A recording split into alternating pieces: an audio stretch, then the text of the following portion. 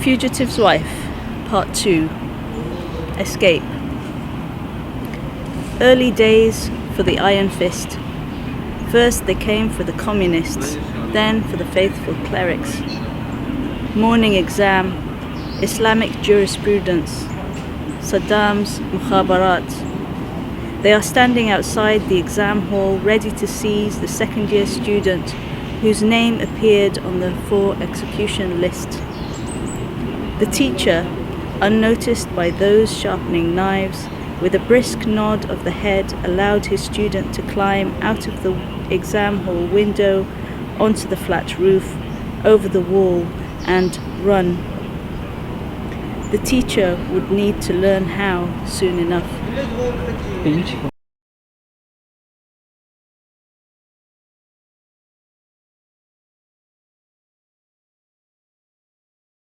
There are many journeys in your first collection, Inhale Exile. The journeys of a newlywed wife, the journeys of husbands, uncles, journeys as invasion. Is there something specific about displacement by choice or force that seemed to inspire poetry? Well, for me, poetry is kind of, I write about a reflection of life. So journeys are a big part of my life. I'm the daughter of immigrants from Iraq, and you know, our whole presence here was because of exile and because of the journeys. So yeah, it's really central. In terms of kind of the central poem, which is Inhale Exile, that's also about a journey, and it's based on a poem by Maulana Jalaluddin Rumi, talking about the journey of the human being, let's say, from God and hoping to return to God. So I wonder if this might be a good time to kind of visit that poem, and maybe would you like to read that poem? The Reed Flute and I. If that's okay. Yeah, sure. The Reed Flute and I, after Maulana Jalaluddin Rumi. As the reed flute sings, you weep your sorrow. Your heart still beats in the place you left. The weight of your yesterdays that were once tomorrows halves you, just like the day the reed was cut, pulled from its bed, carved to carry the breath of the carver, to ears held far. Its inhale is your exhale, as if straight from your own chest. Its wails redden your eyes, its larynx speaks your exile. The same parting that split the reed from its bed brings you together, and you can't know until you've always known. When they said farewell, you bled so long, knowing you would not farewell, and still only long for the place your heart comes from. Reading in tongues, or music yearns for home. Beautiful.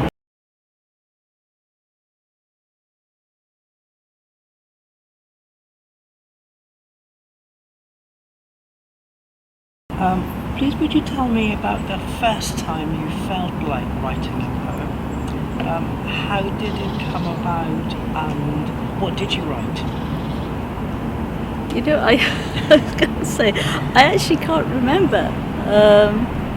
It's really strange, but I always used to kind of write the odd line, or even when I was doing it, because I did dentistry before, you know, it would be the odd kind of short line or something, but not. And I used to write limericks and things like that. Or when I was leaving a job, I would write a ballad.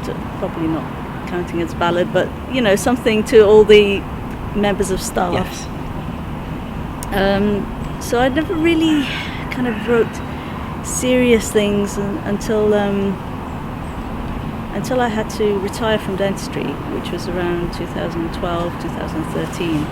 And I was trying to look for a subject to do for my dissertation. I was doing a dissertation in conscious sedation. And I decided to do it on mindfulness, because mindfulness had helped me with symptoms and all the rest of it. So there was a part of reflective practice that we had to do regularly. So I always found it easier just to write the poem than actually, do this dry kind of piece about how I feel and stuff like that. So I guess it started then, and I was writing about how kind of difficult thoughts were coming and going, and how you'd observe them as like little clouds. It's not very similar to the stuff I do now, but I guess that was this foundation or the stepping stone for it. But the enjoyment was still there from that, from those early kind of scribbling for colleagues. Really. Yes, yeah. I really enjoyed kind of summarising a person. I know it's really. How could you summarise my life in a line or whatever? But summarising how I met the person, and that was quite fun doing that. Great, thank you. Yes. I wonder if I may request you to read another poem, if that's okay. Sure. What about sort of I keep on coming back to it. So it's about the Mongols of Baghdad. Yes. Yeah. 1258 CE. Yes. Okay, Baghdad, 1258 CE.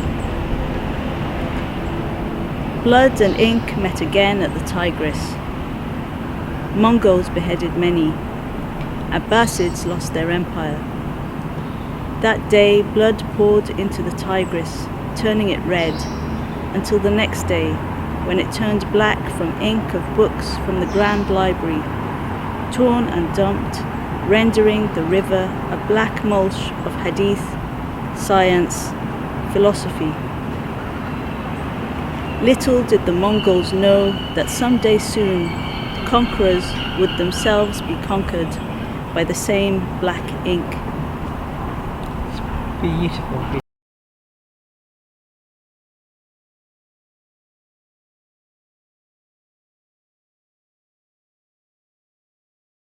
You seem to take much inspiration from the great oeuvre of Arabic and Persian poetry.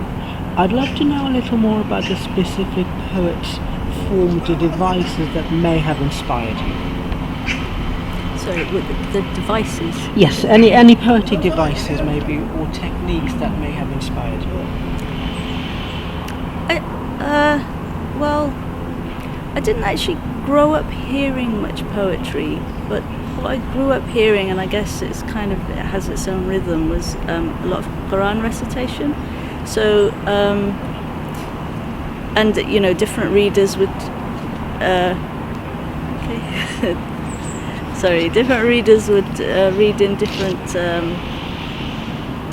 ways, and so the rhythms of that and the kind of the flow of how it went, and sometimes the rhyme.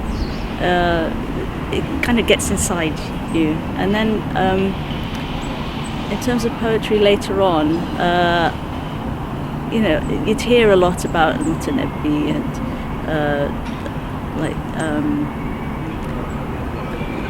Al-Jawahiri. My grandfather, Allah yarhamah, was a poet too, and so there's certain lines as well. It's not like I didn't often hear whole poems, but certain lines that just stick in your mind. As far as Farsi poetry is concerned, I've heard about those actually. I don't understand Farsi, but I've heard about those in lectures, Islamic lectures, or about Rumi, Hafiz, and I think the themes always draw me sometimes more than the language itself. It's the themes and the way it's described, way things are described as well, that make you look at something in a different way. So that it does have a big influence, but in a kind of oblique way. Right. Okay. It does seem like a very sort of very beautiful influence, particularly kind of in the way some of the forms you use, and it almost feels like that you are reading a modern rendition of something, a style or form that may have been used centuries earlier. Well, I mean, the ghazal, I think I've got one ghazal in there. So that was originally kind of an Arabic form that was then transformed into something really, really magnificent by the Persians. And I like hearing those even when I don't understand them. Right, So, okay. Yeah. So. Oh, thank you.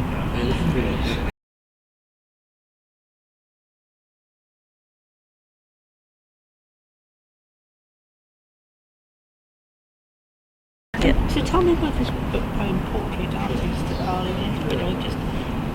There's an element of poignancy to it, which is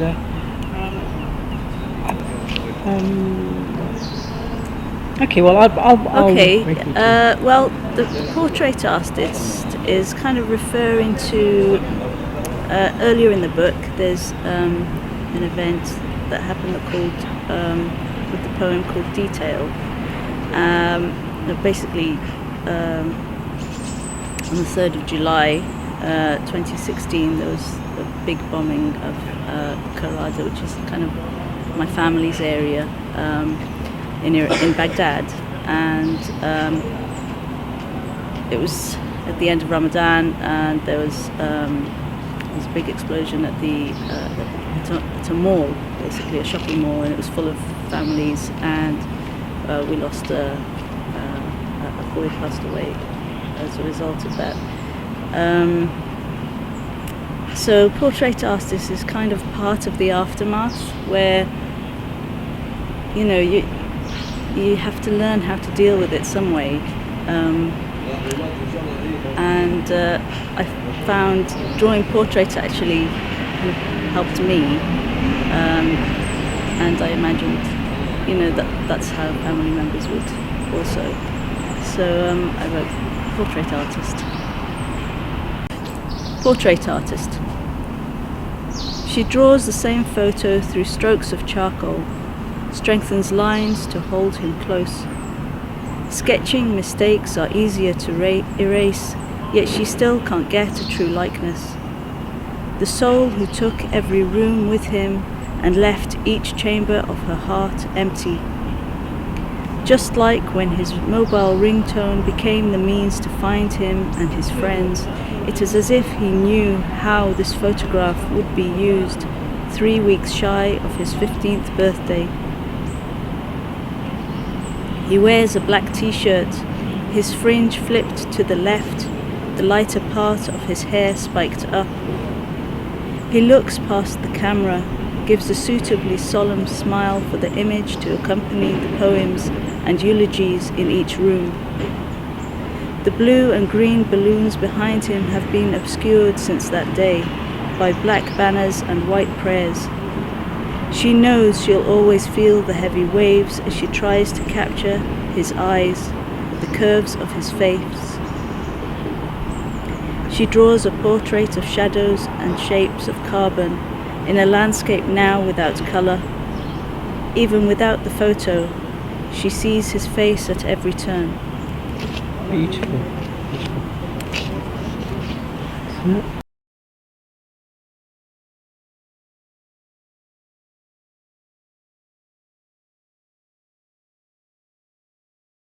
So you've become a celebrated member of the South Wales poetry scene. How did this happen?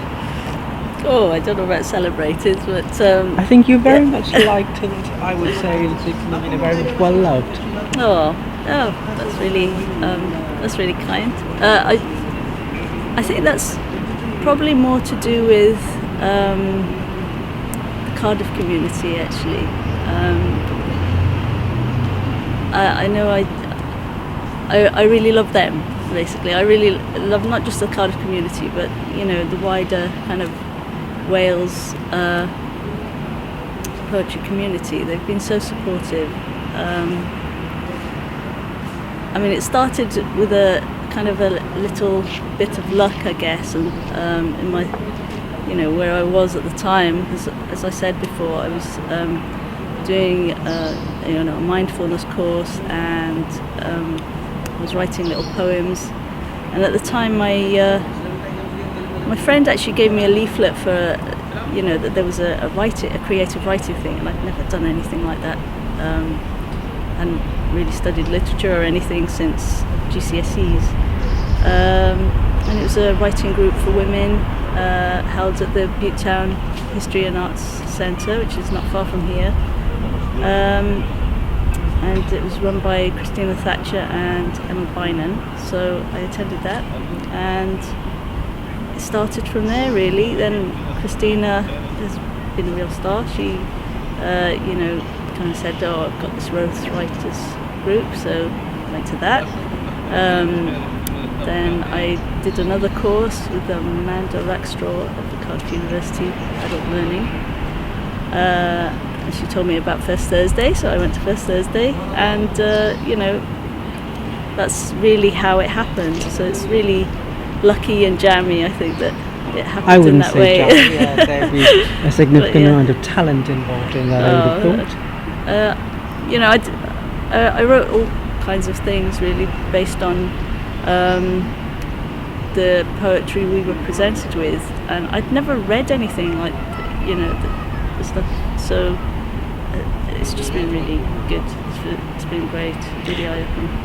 When did the seed for Inhale Exile get planted? Is it something that Sarah brought up, or did you have you been sort of thinking about this for a while? Well, I did write a lot of poems, but not really about Iraq. Actually, the first time I properly wrote about Iraq was in Amanda Rackstraw's class. It was a creative writing class, and we were supposed to write a story.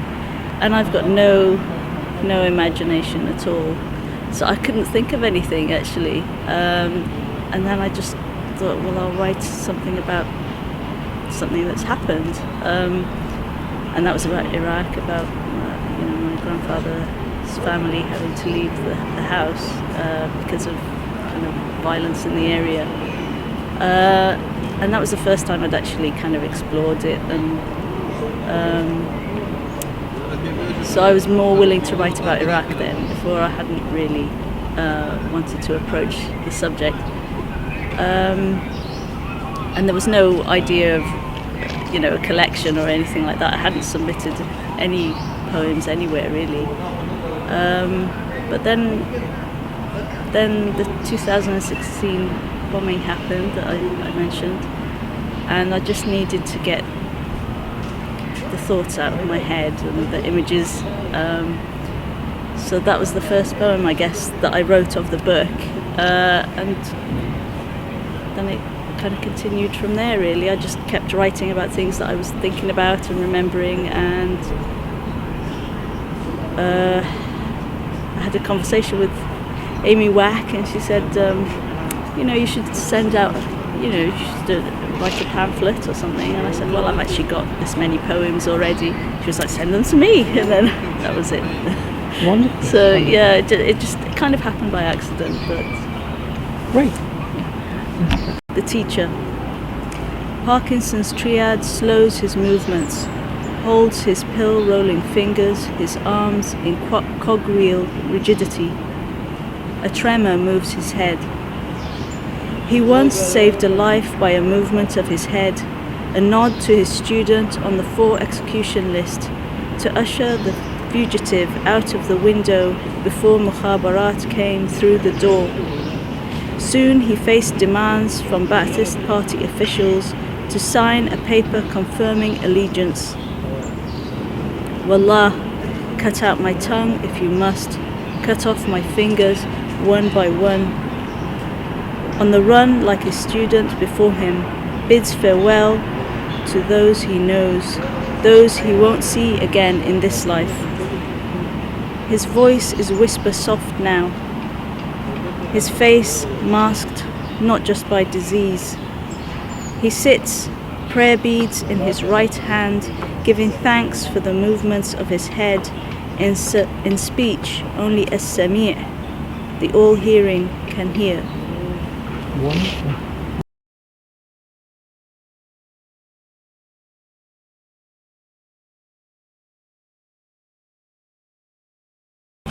the English language poets to have influenced you in your journey so far? Oh gosh. Well, I have to say the whole of the Seren catalogue. They're just. The first one I read was by Jonathan Edwards, My Family and Other Superheroes.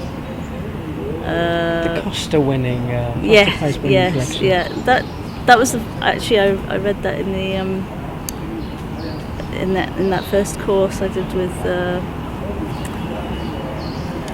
Christina Thatcher. Yes. It was just, the first poem I think I came across was the voice in which my mother reads to me. It was just a really beautiful poem. So I ordered the book and I read the whole thing. Another book that I of the Seren catalogue that I saw myself kind of in was the Immigration Handbook by Caroline Smith. That was really good. I recognised so many things about that book.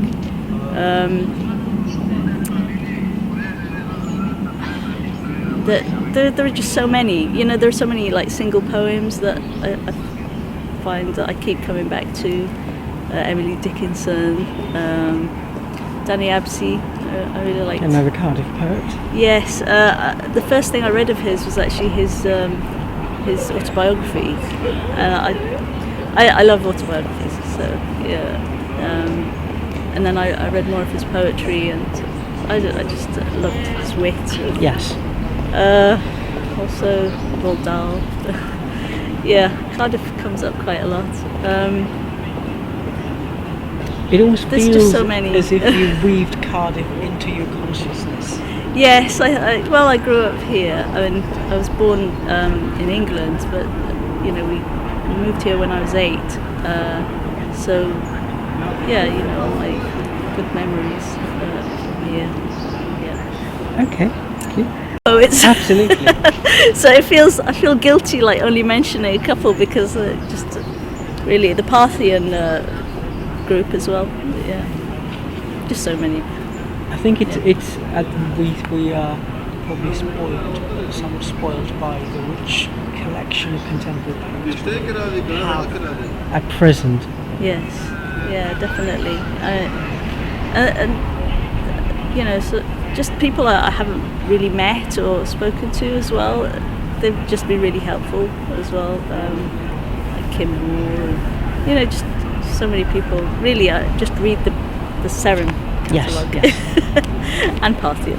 And Parthian, of course. And others as well, like Robert Minhinnick.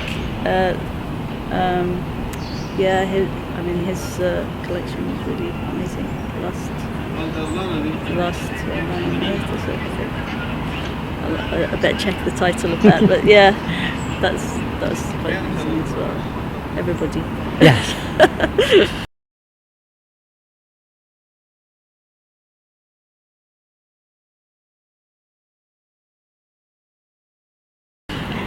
Okay, if I may, poetry or writing wise, are you working on anything presently? I think we sort of briefly discussed this on the way Yes. here.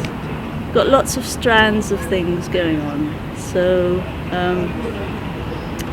I started an epic thing about visiting government offices in Iraq and the taxi rides.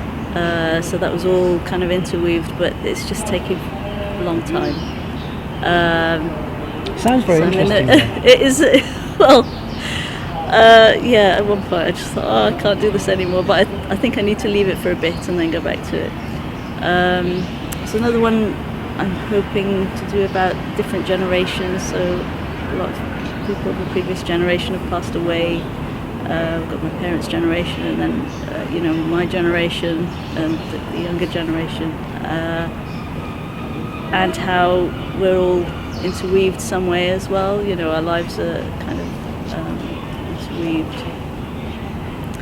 I was also writing something about different dictators at some point, and not even dictators, but like the people who invent like weapons of mass destruction or I did one about the invention of napalm, and so I'm seeing where that goes at the moment. It's that's also taking a lot of research, and I'm kind of getting a bit bored with it. Well, not a bit bored, a bit overwhelmed actually. Yeah, I think I'm getting a bit overwhelmed with it because I really like poems that describe people, but also you want to describe a life in kind of what can be sometimes just a significant moment can actually describe the person. But I'm relying a lot on kind of news articles and that kind of thing. So. And this is something you do. I've noticed that all through this, all through Inhale, Exhale, you have almost this mastery of sort of focusing on the mundane, out of the ground, something really big story like a bombing or a killing or something, and you can just focus on the minutiae of that and draw out something very, very specific in a very beautiful way. Oh, thank you. I think it's often how you know people in the mundane. It doesn't have to be, like the grand kind of, like let's say if you're looking at a relationship, just looking at the wedding is not a reflection really of the relationship as much as kind of who makes the tea, or, yes. That kind of thing. Yes. So it is the mundane that helps you know people, I guess, and how they behave. And I've always found that quite interesting. And also, even in photography, because I do like photography, but focusing on... And you paint as well? Yeah. I actually, that was my first love, painting and drawing, so just focusing, I spent many hours drawing shoes, or drawing, crushed cans of, drinks cans and things like that, and you notice things about them that you normally would just kind of ignore them, but there is something with having a photographer's eye or having an artist's eye that I really find fascinating. Thank you very much, Abeer. Thank you. I wonder if we may finish with a reading of another poem. Yeah.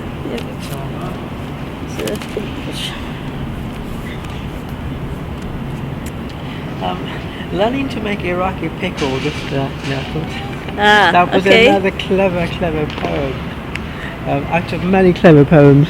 Oh, thank you. This is actually from experience. Right, okay. Yes. But I find that you do, when you miss a place or you miss people, you kind of try to replicate something of the experience, and cookery is certainly one way to do that. So. Learning to make Iraqi pickle. He knows it won't be the same, but still watches the video on repeat. He'll rewind and pause, write instructions in his green book, loosen the cobwebs of his Arabic hand. 11 minutes and 18 seconds, a video in Arabic that lasts 4 hours. Play, rewind, pause,